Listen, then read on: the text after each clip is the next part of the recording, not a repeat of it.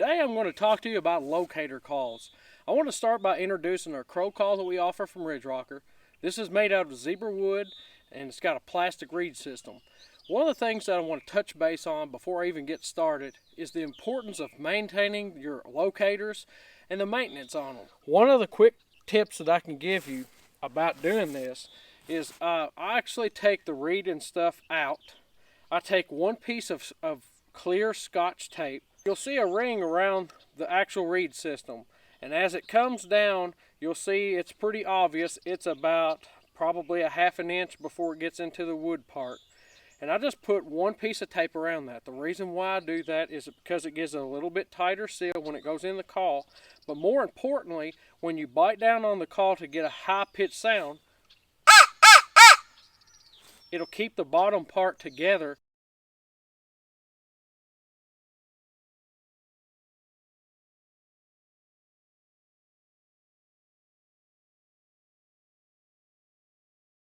The owl call, I don't put any tape on the bottom of it, but one of the things that I did with this particular call, you don't have to do this, this is just something I like to do.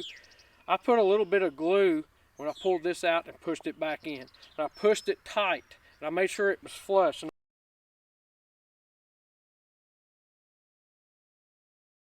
That is actually tuning your call. That's what gives you the airtight seal that you have to run these calls.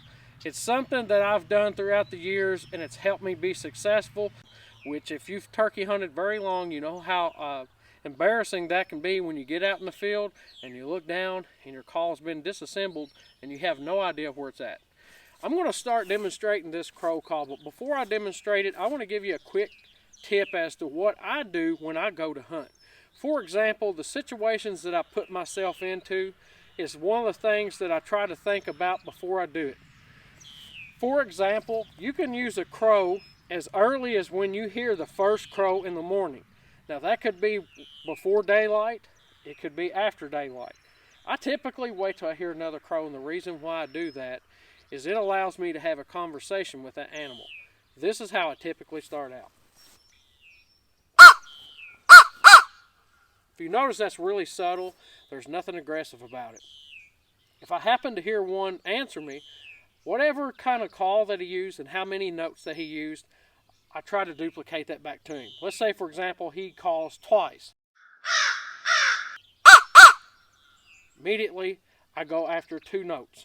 Why do I do that? Because it allows me to establish a little bit of a calling situation to that other crow, which could possibly fly over the turkey and cause it to gobble.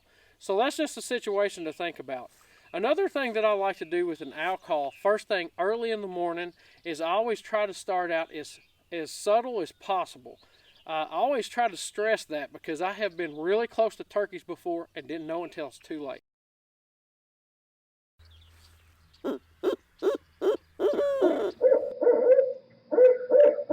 Second call that I always use is not necessarily a different call. It's the same call, it's just a little bit more open. Now I'm going to show you how I hold this call first. The first thing that I always do is I grab a hold of the call just like this with the index finger and the thumb. The reason why I'm doing this, and I'm holding it the way that I want it, where the air to go in, what it does is it allows me the first step of creating a chamber. Then I just take my other thumb and lay it right on top of it.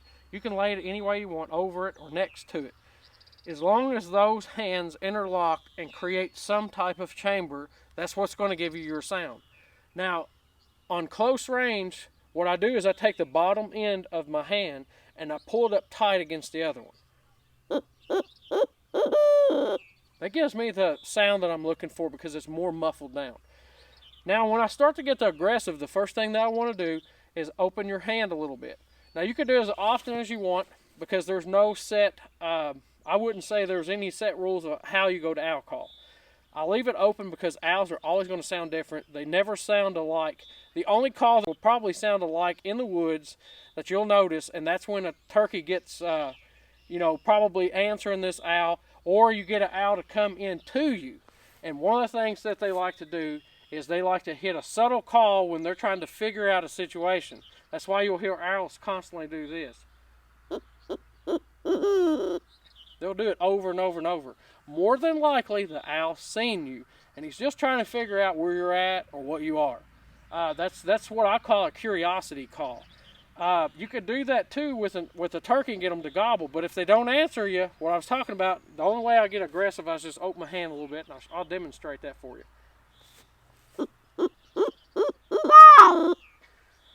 Now to do the row, a lot of people, or the laugh, or whatever you want to call it, I would call it the laugh because a lot of people associate it that way. One of the things that people try to do at the end of the call is they try to perfect it. There are some people that are new to this, and it's not necessarily a bad thing, but they see a video or somebody demonstrating and they're like, man, I have to sound like that or I'm not going to have any success. That's not the case. As a matter of fact, I'm getting ready to show you a technique that you can use. You can start today, build your confidence up, and then once you learn, you can get on YouTube, listen to those owls, or listen to another friend that's a hunter, and it's something you have to learn, and it's going to come over time. But anyway, what you want to do here, if you can't do the laugh, basically what you're doing is you're on the bottom side of that call, you're just kind of forcing air out. You're not doing anything with your tongue, you're not doing anything wild, and I'm going to show you how that goes. Now, I've heard owls do that quite a bit. Another thing that you'll notice, it really reaches out there. That's going to get one to gobble. On your first couple seasons, if you're just trying to learn enough to get one to gobble, that right there is something you could use. If you're trying to learn how to use an owl call, I would recommend listening to owls. Whether it's sitting on your back porch or getting on the internet. Now, that I've showed you pretty much how the calls work, there's situations where I come across while I'm hunting and it determines whether or not I use a locator call. And let me explain that a little bit. First thing that you'll notice when you're turkey hunting, especially like I have been the last few years, if you've been hunting older turkeys, there may become times that they will not answer a hen call. And I know that sounds crazy. One of the pro staffers, Kevin Golick, got to go with me on the last weekend, and he got to see firsthand what I meant by that. At close range, they will not answer a hen call. Some of them won't on this farm. And he tried a hen call, nothing.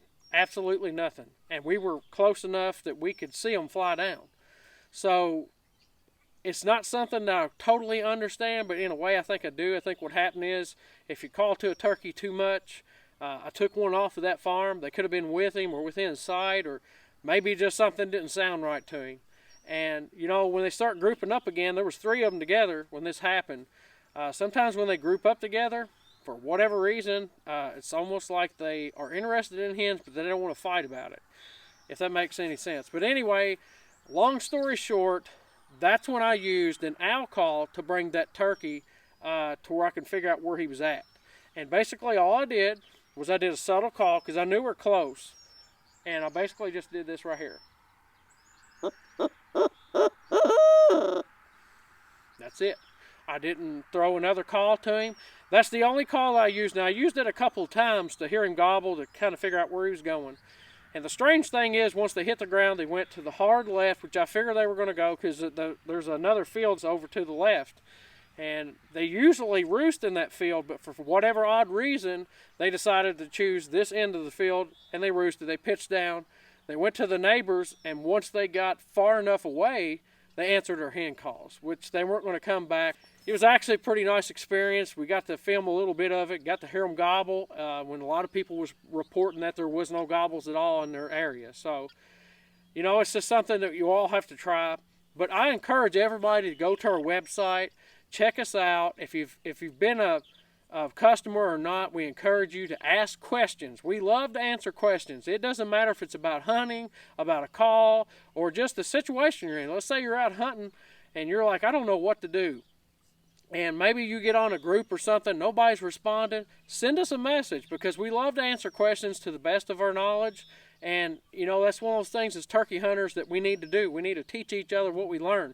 Because I got a feeling over the years these turkeys are going to be a little bit harder to hunt as you have better hunters out there. So that's just one of the theories I have, but I appreciate everybody that's been liking us and following us on Facebook. We encourage other people to come along and join us on the journey. I'm Donnie with Ridge Rocker Turkey Calls.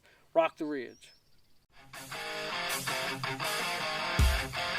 This segment is brought to you by Ridge Rocker Turkey Calls. Rock the Ridge. Whitetail Essentials Deer Products. Call Jeremy today for your mineral and food plot needs. Check us out on our website at www.ridgerockerturkeycalls.com. Follow us on Facebook and Instagram.